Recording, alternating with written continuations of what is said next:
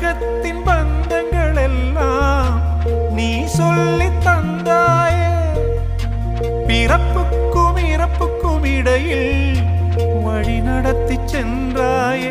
உனக்கே ஓர் தொட்டில் கட்டி நானே தாயாய் மாறிட வேண்டும். ஆராரிராரோ